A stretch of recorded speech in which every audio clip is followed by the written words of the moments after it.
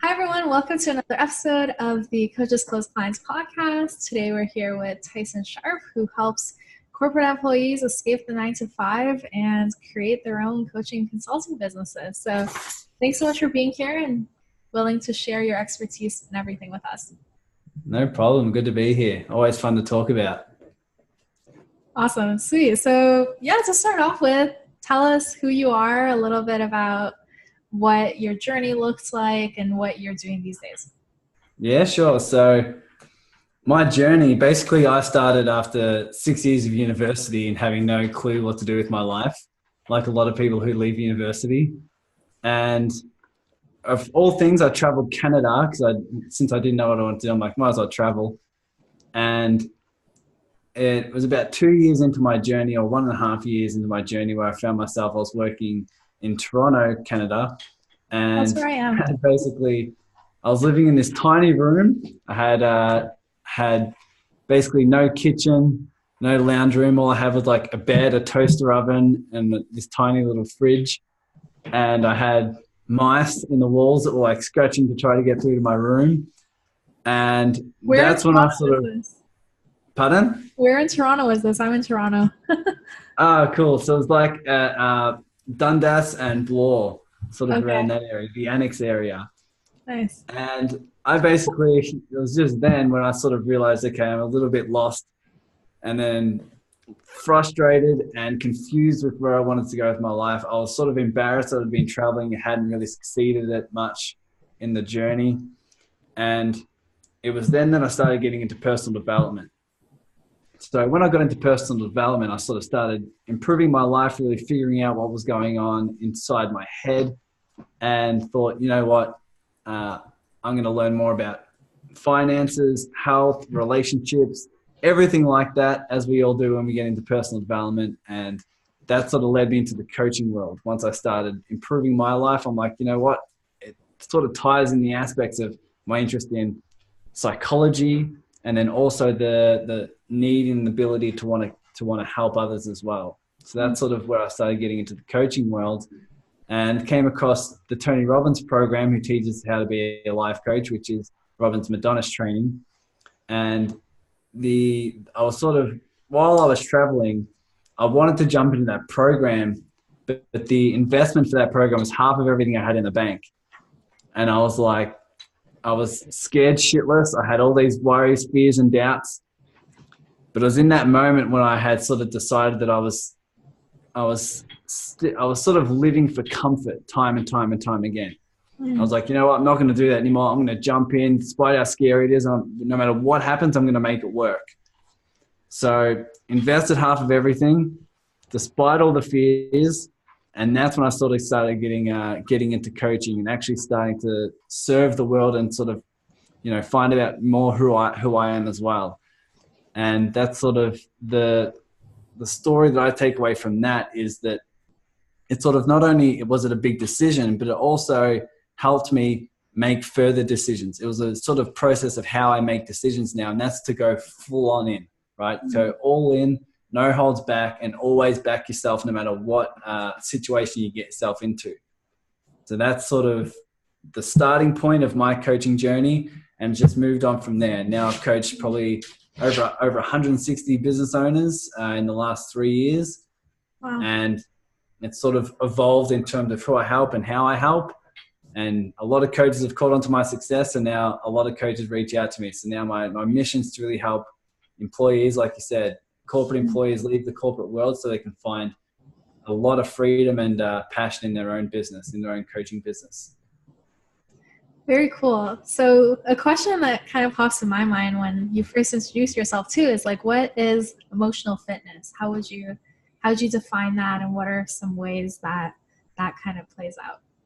Yeah, sure. So, if a lot of your audience is business owners and coaches, they know the mindset component is super important for being able to follow through on your journey, follow through on your goals.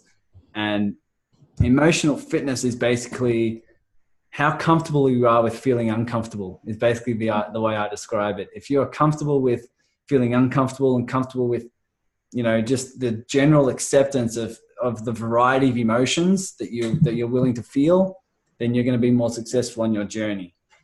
And a lot of people think about emotional fitness and they think, you know what, I want to be more positive, more happy, more joyous, more excited. The way I sort of think about it is emotional fitness is being willing to feel the variety of emotions that come your way on your journey, because you don't want to avoid any emotions and resist them or fight them, right? That'll when you sort of do that, it seeps into your unconscious and it pops up somewhere else. So being humans, where it's our journey and our passion to sort of go on the path and feel every emotion that comes your way and be willing to continue to move forward. That's how I sort of view emotional fitness. Got it. And do you have like a process for doing that? Like, let's say I'm experiencing a negative emotion around like feeling supported. How can what's the method to go through feeling that emotion? Yeah, definitely. So there's a way you can sort of process uncomfortable emotion. And I actually have a free mini course on how to do this. You basically when you're faced against your goals, right? We all have goals. We all have things that we want to achieve.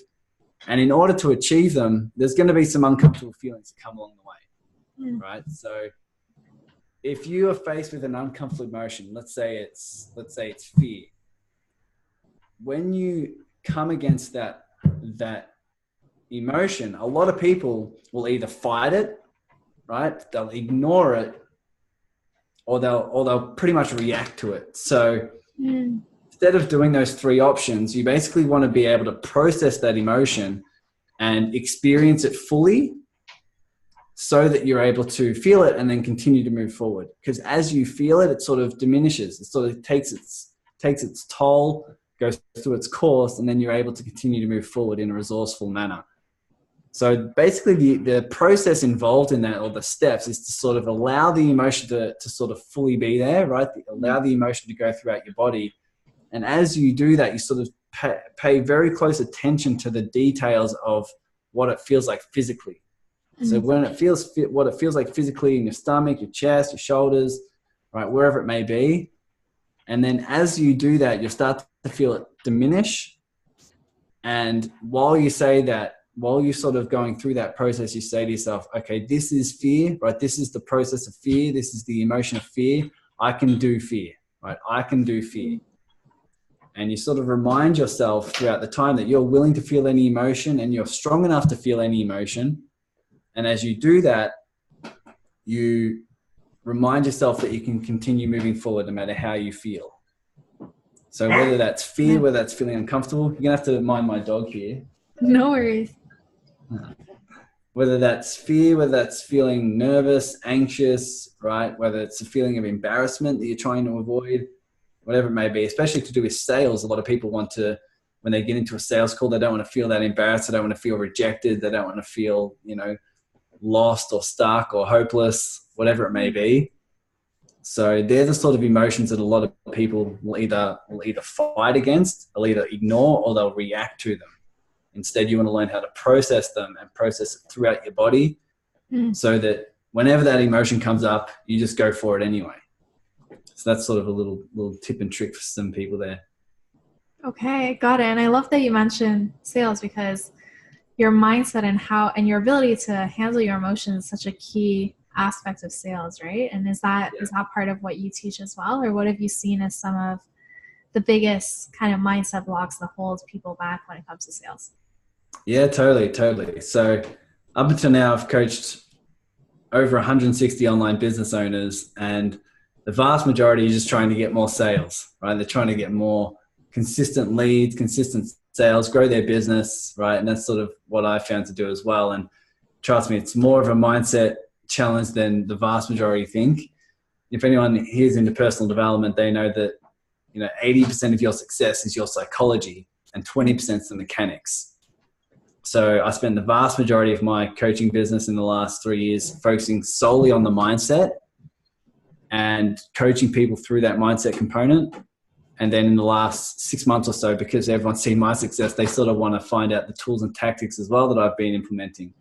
But basically what you sort of want to highlight is that when you get on a sales call, when you want to go out there and prospect and you want to influence some people just so that you can generally help, a lot of people run into fear, whether it's the fear of rejection. Fear of rejection is a big one, or the fear of failure, right? So they're the sort of key aspects that a lot of people sort of run into whenever they look to get themselves out there outside their comfort zone, and they feel themselves have that fear. So what they do is they'll stick to their comfort zone at some level, and they'll either not get on many sales calls because they know they have the fear of failure, or unconsciously they'll have that fear and they'll say, oh no, I just have to do this first, or I just have to release this piece of content, or I just have to get to this level and then I'll be able to get on sales calls, right? They come up with reasons why they shouldn't do it, and unconsciously that keeps you in a comfort zone or in a place of familiarity where you feel like you can be safe, right? Where you can feel like you can continue to be secure. And that's sort of what I found is the biggest setback, the biggest mindset struggle that people have is being on, when they get outside their comfort zone, they don't know what they're going to expect. So they run into that fear. Got it. And so what is a way for them to kind of work through that, or tell us, I know a little bit about your Sharpe method, so tell us a little bit about that. Yeah, sure. So this is sort of, after coaching so many people that I have, I sort of found the patterns that separate those who succeed and those who don't, right? So I sort of worked into what I call the Sharpe Method. This is the sort of the tools and the mindset competency that you sort of need in order to move past your fear, in order to go through that and sort of separate yourself from yourself so that you can continue to move forward on your goals despite what's going on in your head. So in working through the Sharpe Method, just quickly, S is the stories that you tell yourself, right? So you need to pay attention. Whatever emotion you're feeling is because of a story or a thought you've been having, right? And a thought that you're believing. Paying attention to those stories is key in understanding your fear and, moving past so that you can continue to be successful at sales. H is coming from your heart. So we all have two different kinds of intelligence. When we're overrun with fear, I can guarantee you're stuck in your head. And anyone who's followed Tony Robbins knows that what he says is if you're stuck in your head, you're dead, right? So if you can go from your head into your heart in terms of who you really are, who you actually are, the kind of person that wants to serve, the kind of person that wants to contribute, right? A person of love. If you can come from that space, then you can sort of come at any challenge with resourcefulness. Right? A is to basically ask more empowering questions. So where you are right now is just basically a destination that's determined by the quality of questions you've been asking yourself. So if you want a different result, you've got to ask a different quality question. Right? Now, R is the result. You need to be dead clear on what you want. Right? So if you want to get more, more sales, you want to grow your business, how does that exactly look?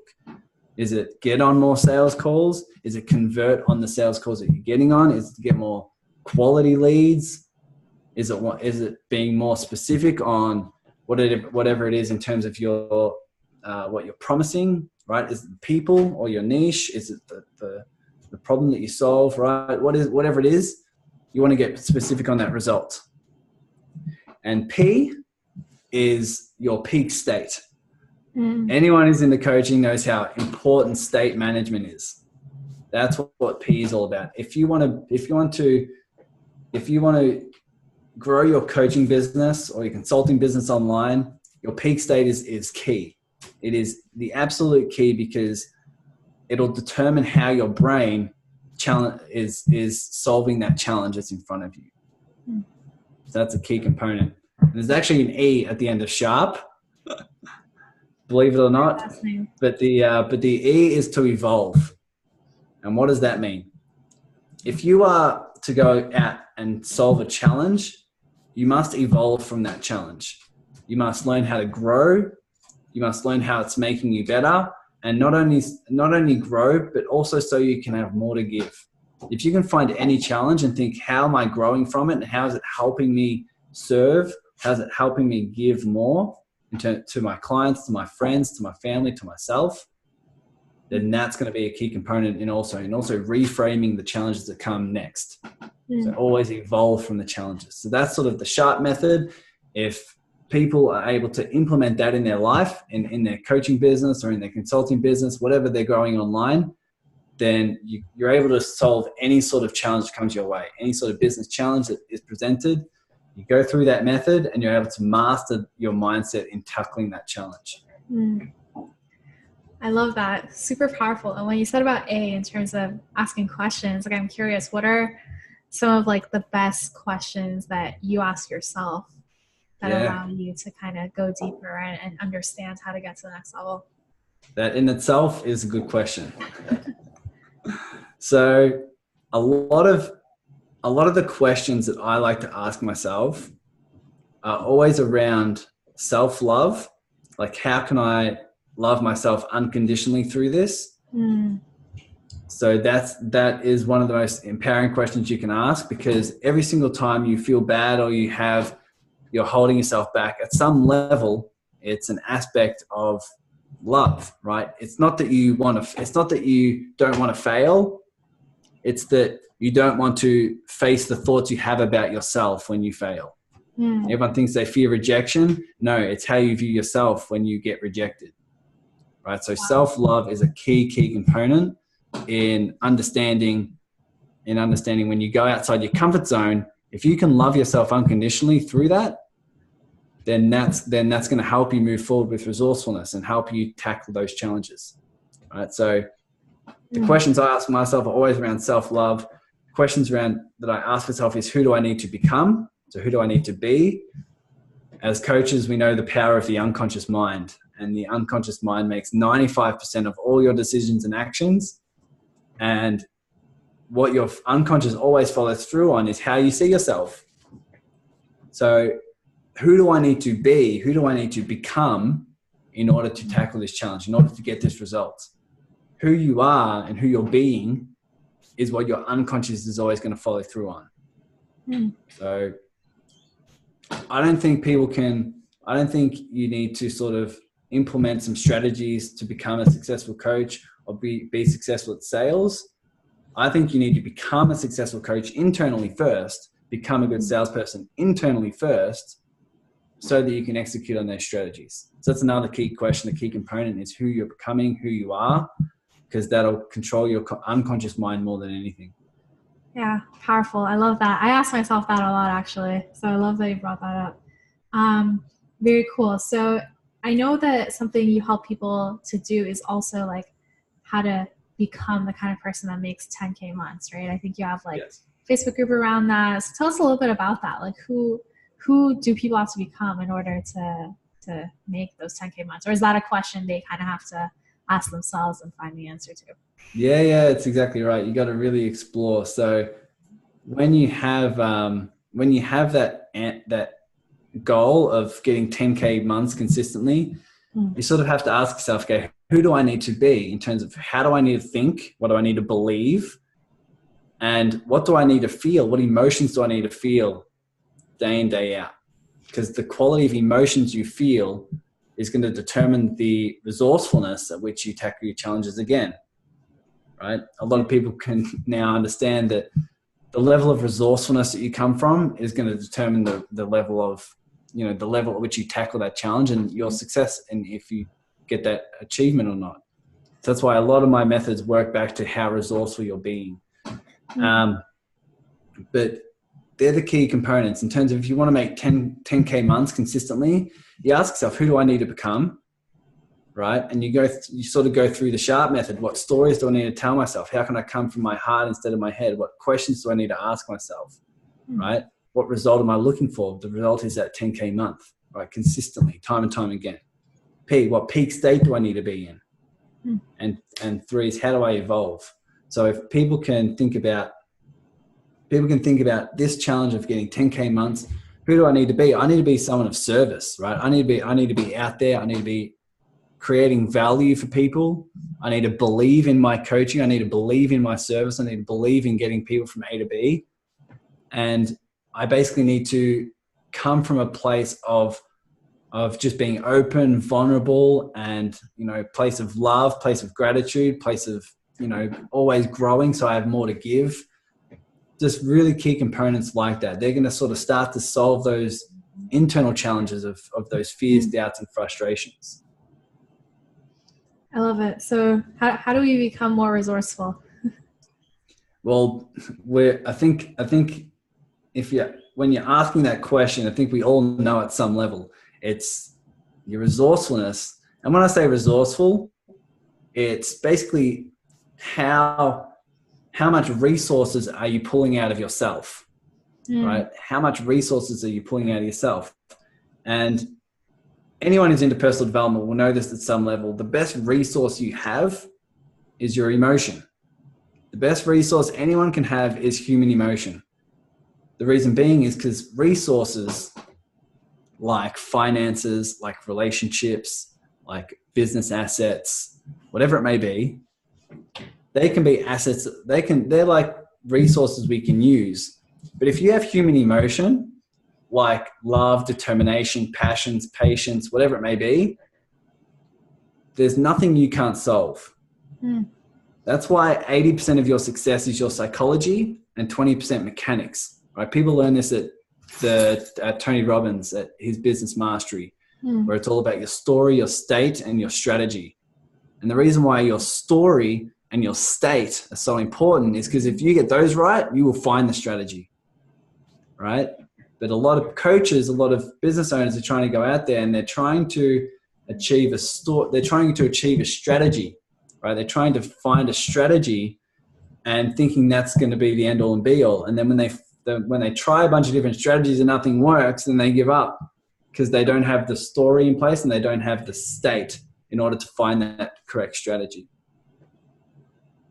Wow, this is so powerful. I'm like taking so many notes. I'm like, oh my God. It clicks. Okay, yes. Cool. I love that. Well, I think that's such a powerful place to end off. So if people want to learn more about you, connect with you, where can they do that? Yeah, well, my website up and running, always developing as any website, but it's tysoncoaching.com. And from there, basically, they can join in my Facebook group, or I have that online resource as well where they can jump into the free mini course as well. So if anyone wants to learn how to master their fear and go through the steps of how to process uncomfortable emotions, that's always a key. It's always a key resource. So I set that up for people for free on my site. Okay, awesome. So thanks again so much for being here, and thanks for sharing all your insight. I definitely learned a lot from this. So yeah, if people are watching, make sure to check him out and check out all his groups and resources. So it was really a pleasure having you. You're welcome. Thanks for having me.